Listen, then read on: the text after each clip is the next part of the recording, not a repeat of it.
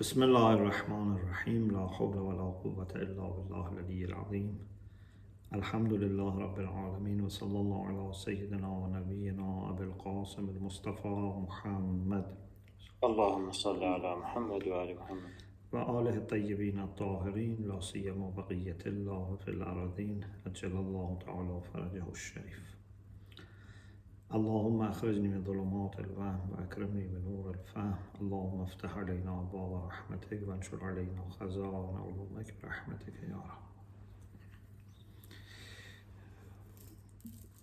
Today we study the dynasty of Buwayhids, or what we call Buwayhid. They ruled in important area in the Muslim world. This will explain from 250 and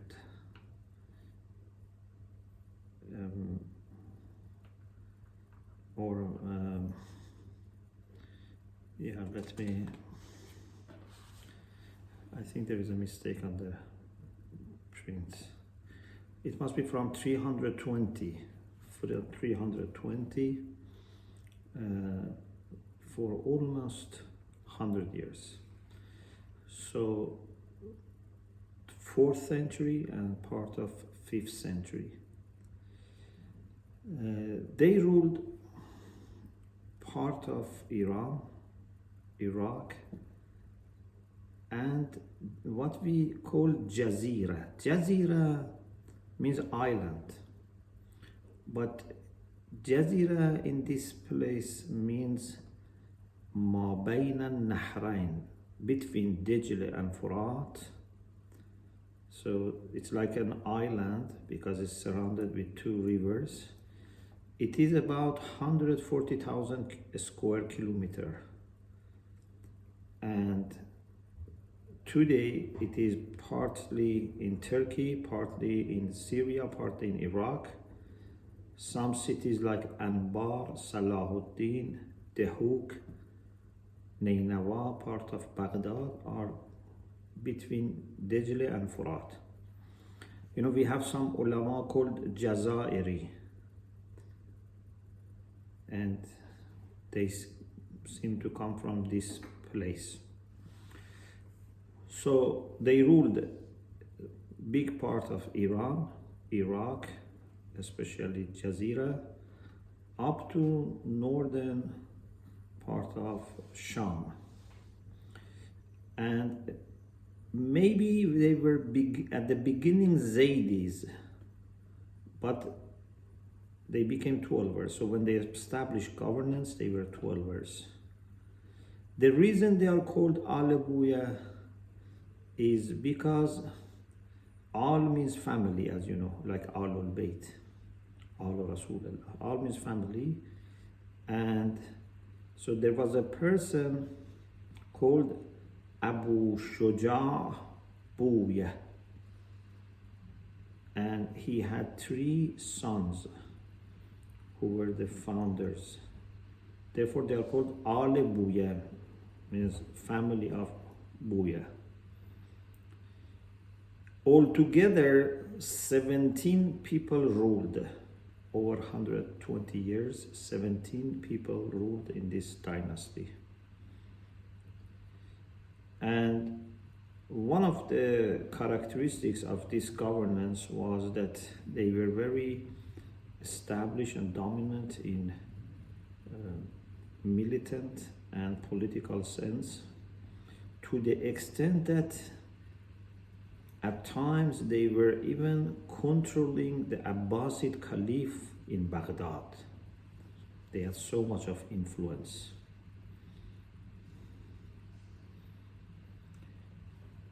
The 3 brothers who were the main founders was Ali, whose laqab was Imatud Dawla, Hassan Ruknud Dawla, Ahmad Mu'izzud Dawla.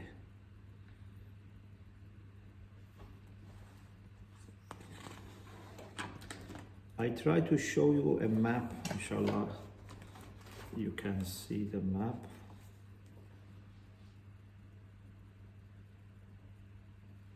Can you see it? Yeah.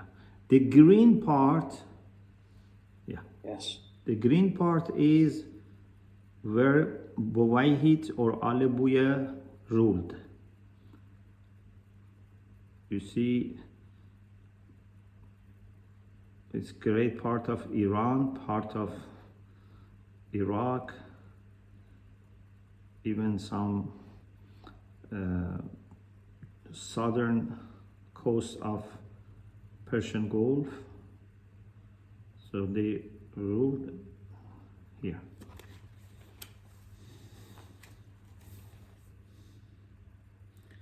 Yeah, the correct time, as I said, that one was a mistake. It's from 320 to 440. There was a typo. So from 320 to 440, 420 years.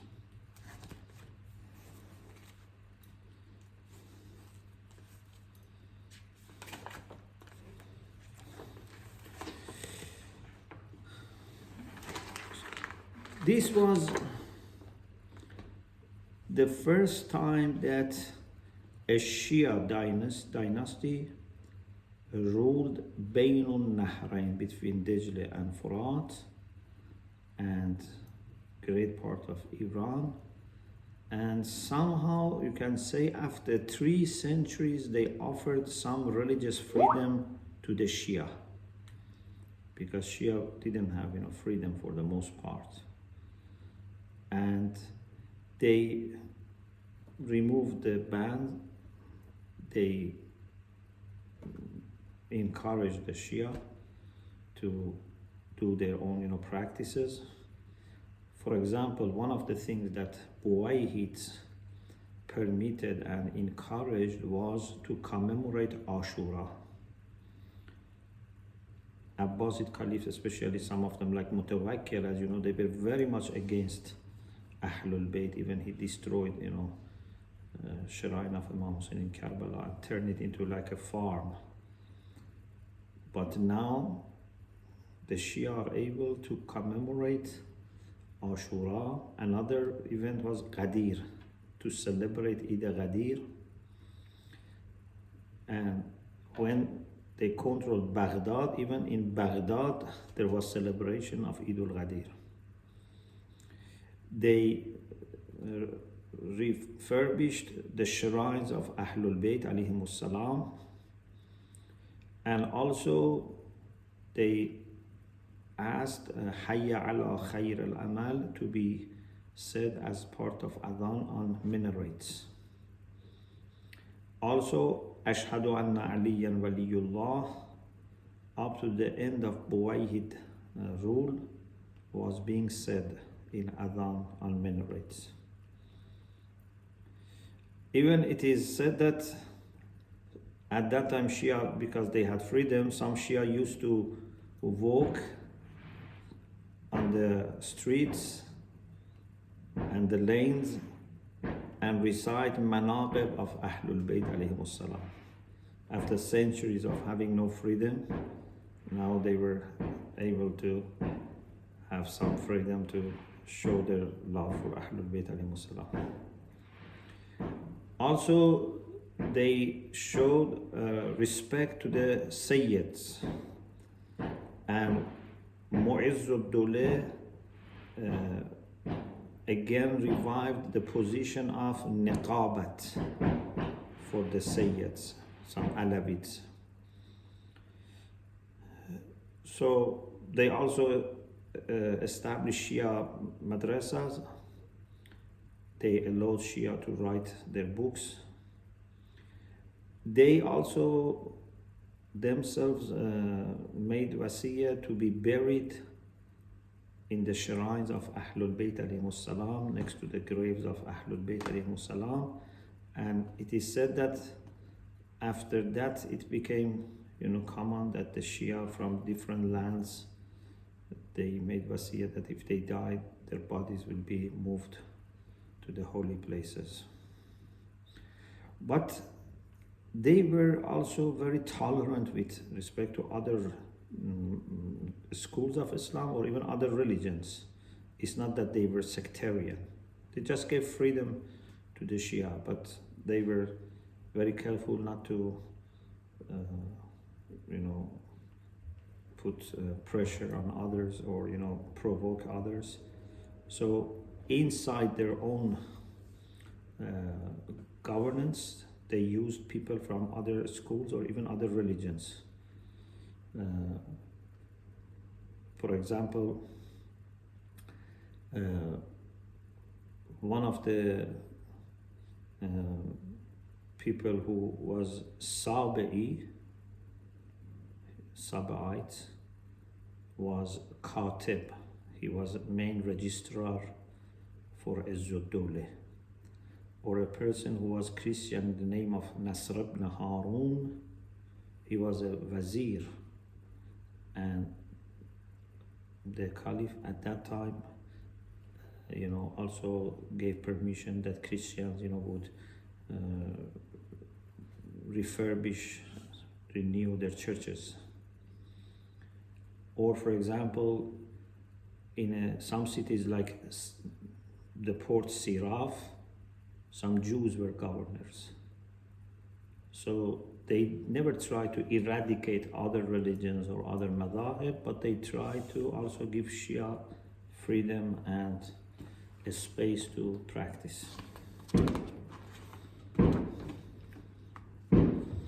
In the year 334, when there was conflict inside the army of Khilafah, Ahmad ibn Buwayhid or Buwayhid, he took opportunity and easily managed to enter Baghdad and take control of Baghdad, which was the capital for the Abbasids.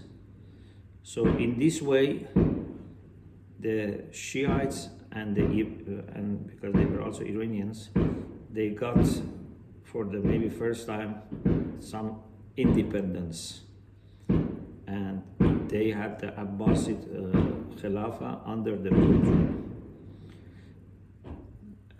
Ahmad ibn Buwayhid didn't remove the Abbasid Caliph.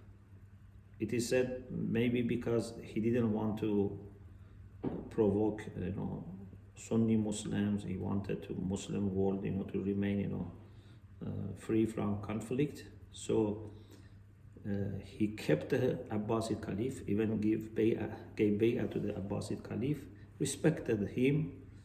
But the Abbasid Caliph also made qasam that would not do anything against him. So he somehow recognized the Khalifa, but with the condition that Khalifa would not do anything against him. But later, Ahmad ibn Buwayhid realized that Khalifa was working against him, so removed the Khalifa and wanted to stop the system, but some of his advisors said no, let Abbasid system remain.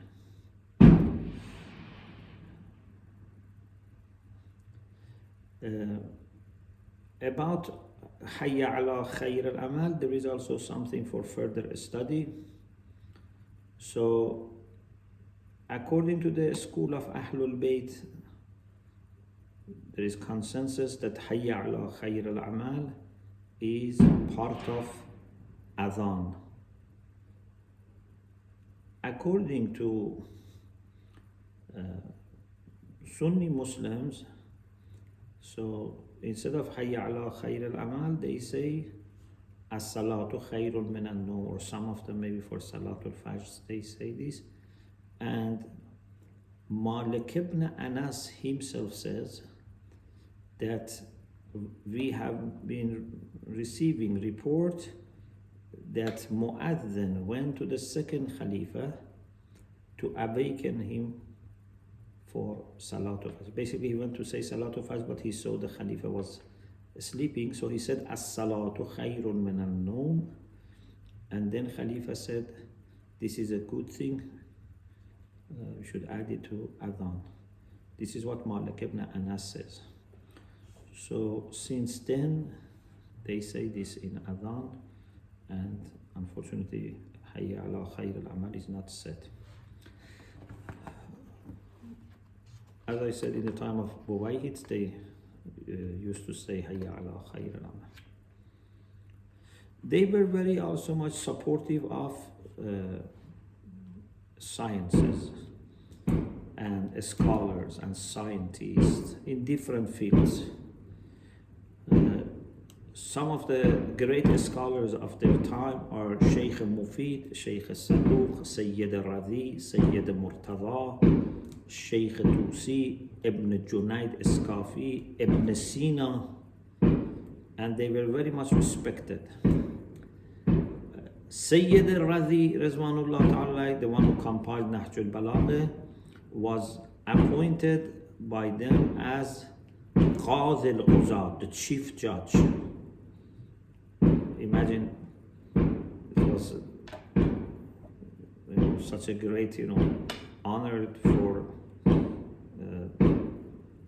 Ummah to have someone like Sayyid al-Razi as Qadi al-Quzat, a person with piety, with knowledge.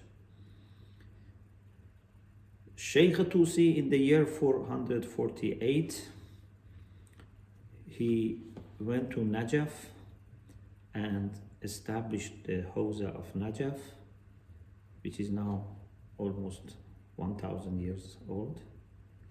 And Buwayhids were supporting Sheikh Tusi and his students. Even it is said that they used to give some monthly payment to the students of Sheikh Tusi in Hawza of Najaf. In math, in geography, in medicine, there were scientists like Abul Wafai Bozjani, who was a mathematician, Estakhri, who was an expert on geography, Ali ibn Abbas, who was expert in medicine. So these were people that the Buwayhid were supporting and encouraging. But then 4 factors led them to decline. So only about 120 years they ruled. One was that inside the family, there were some conflicts, especially among the top people in the family, internal conflict. Number 2, some of the commanders and governors were not very good in economical issues. And this led that they had shortage of income for the system. And even, for example, in the military, they were not able to support military, and there were some riots inside the military. Another problem was some sectarian or religious issues that happened in Baghdad, and some people were working against them because they were Shia, and there were some people who were biased against them. They were not happy to see a Shia, government. Another problem also was that there was at times no good management of the army. And the army was a very important part of the power of the system. And some also conflicts started between religious groups or between different tribes.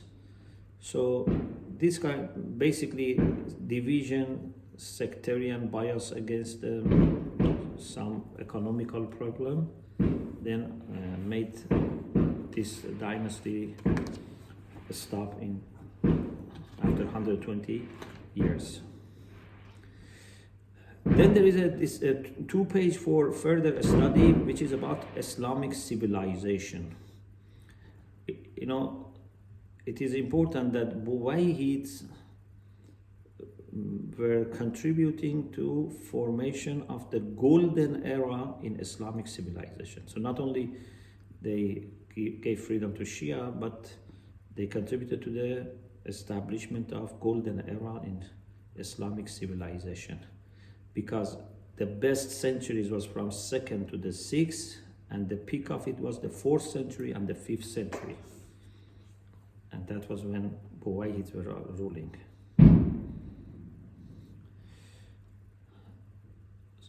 Five factors can be mentioned for Islamic civilization being very outstanding at that time. One, attention to reason, intellectual sciences. Second, free thinking, freedom to introduce different ideas and discuss. Third, great scholars and scientists. Four, some Shi'i dynasties that were encouraging religious freedom. And number five, supporting scholars and scientists by the government, by the system. So this made a good situation for development of sciences. Many works were translated from other languages to Arabic, from Farsi, from Syriac, from Greek, and then from Arabic to other languages. Muslims were learning sciences developed by others, but then they were adding to take it further. It was not just they were translating.